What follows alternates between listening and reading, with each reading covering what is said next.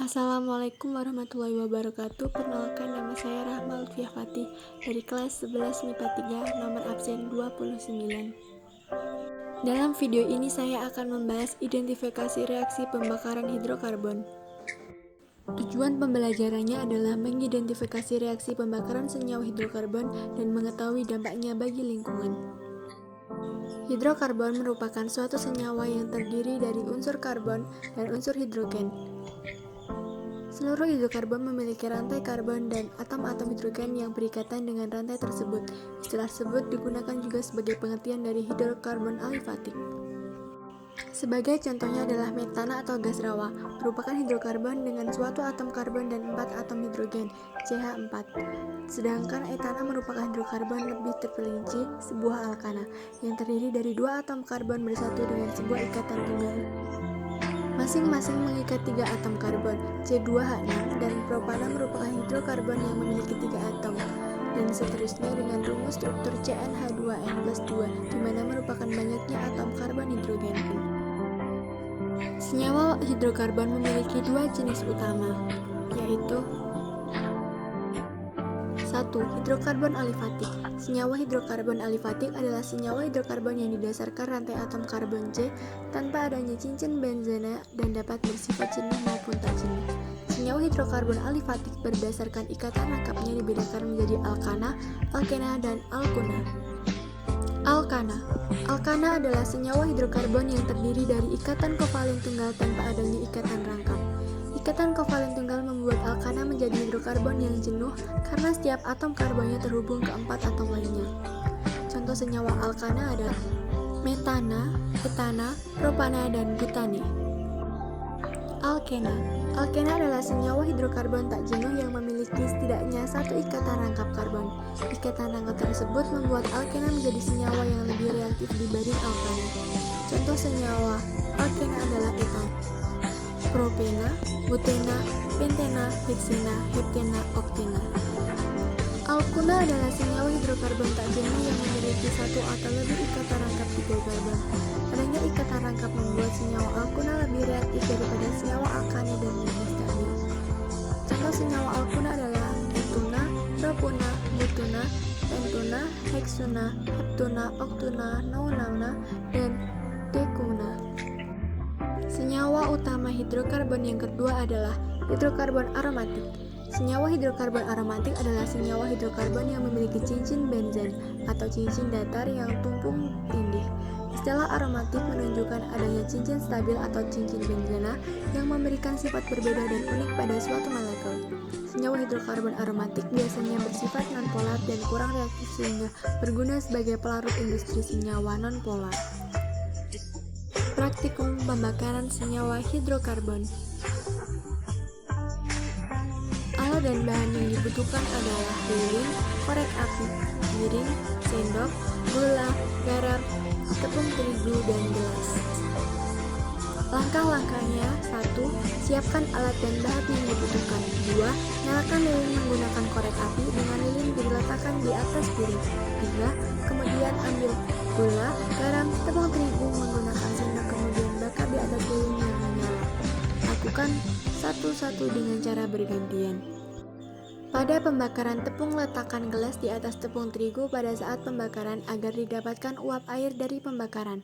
Kelima, amatilah hasil reaksi pembakaran dari gula, garam, dan tepung terigu tersebut.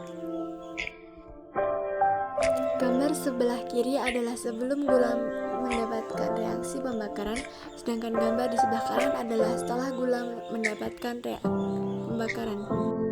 Pada saat sebelum mengalami reaksi pembakaran, mula-mula gula berbentuk butiran-butiran kecil, kemudian berubah menjadi cair dan meleleh. Hal ini menandakan bahwa gula memiliki unsur hidrogen. Unsur hidrogen pada gula juga dapat dipastikan karena muncul asap pada saat pembakaran. Gula juga memiliki unsur karbon yang dibuktikan pada saat pembakaran gula berubah warna menjadi kecoklatan yang menandakan bahwa terdapat unsur karbon. Kesimpulan eksperimen pembakaran garam. Pada saat dipanaskan, garam menghasilkan sisa yang menandakan bahwa garam tidak habis dalam pemanasan. Garam juga termasuk ke dalam senyawa anorganik, karena unsur penyusunnya tidak mengandung karbon dan hidrogen yang saling berkaitan. Perubahan warna dan wujud pada garam yang mula-mula butiran kecil menjadi kristal karena terdapat unsur karbon. Garam juga mengandung unsur hidrogen. Hal ini dibuktikan dengan adanya asap hasil dari pembakaran tersebut. Beban garam setelah dipanaskan berubah menjadi mengkristal. Warna berubah menjadi putih keabuan. Hasil pembakaran eksperimen tepung terigu. Tepung terigu termasuk campuran heterogen. Terigu tersusun atas pati. Pati tersusun atas karbohidrat, amilosa, dan anilaktopen. Munculnya uap air yang terdapat pada gelas penunggu pada saat proses pembakaran disebabkan oleh adanya unsur hidrogen dan oksigen yang terkandung di dalamnya. Kemudian, adanya endapan setelah pembakaran menunjukkan adanya unsur karbon pada tepung terigu. Tepung terigu juga berubah menjadi mengeras. Warna berubah menjadi kecoklatan serta tidak terdapat bau yang menyengat. Reaksi pembakaran. Ciri-ciri umum dari hidrokarbon adalah menghasilkan uap, karbon dioksida, dan panas selama pembakaran, dan oksigen diperlukan agar reaksi pembakaran dapat berlangsung. Berikut ini adalah contoh reaksi pembakaran metana. CH4+2O2 menghasilkan 2H2O plus CO2 plus energi. Jika udara miskin gas oksigen, maka akan terbentuk gas karbon monoksida CO dan air. 2CH4 plus 3O2 menghasilkan 2CO plus 4H2O. Contoh lainnya adalah reaksi pembakaran propana.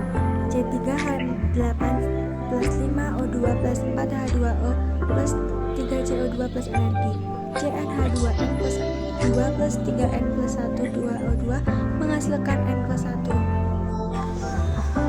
H2O plus NCO2 plus energi. Reaksi pembakaran hidrokarbon termasuk reaksi kimia eksotermik. Dampak reaksi pembakaran hidrokarbon terhadap lingkungan. Penggunaan hidrokarbon di sekitar transportasi dan industri memberikan dampak negatif terhadap pencemaran lingkungan kita. Beberapa gas yang timbul akibat pembakaran hidrokarbon antara lain. 1. Gas karbon monoksida. Dampak dari pencemaran udara oleh karbon monoksida terhadap lingkungan adalah penurunan kualitas udara yang berdampak negatif terhadap kesehatan manusia. Konsentrasi CO terlebih di atmosfer dapat meningkatkan efek rumah kaca. Gas karbon dioksida. Gas ini dapat merusak lingkungan karena sifatnya yang dapat memantulkan radiasi panas matahari sehingga menyebabkan peningkatan suhu di permukaan bumi atau pemanasan global atau global warming. Peningkatan gas CO2 di udara dapat menyelimuti atmosfer bumi sehingga radiasi panas matahari tidak dapat dipancarkan keluar angkasa namun memantul kembali ke bumi. Peningkatan gas CO2 di udara dapat mengakibatkan mencairnya es di kutub bumi sehingga berakibat naiknya permukaan air laut. Perubahan iklim di bumi yang menyebabkan kekeringan dan peningkatan terjadinya bencana alam seperti banjir, badai, dan kebakaran hutan. Partikular. Terdapat benda yang terbang di udara dan sebagian besar tidak dapat kita lihat yang disebut dengan partikel atau bahan partikulat. Bahan partikulat adalah polutan udara yang banyak mempengaruhi kesehatan masyarakat. Bahan partikel dapat dalam berbagai bentuk dan ukuran, dapat berupa bahan padat, cair, atau percik udara. Bahan partikulat dibagi dalam dua kelompok besar. Bahkan, bahan yang lebih besar disebut PM10 dan yang lebih kecil PM20. Simbol Pb dapat menunjukkan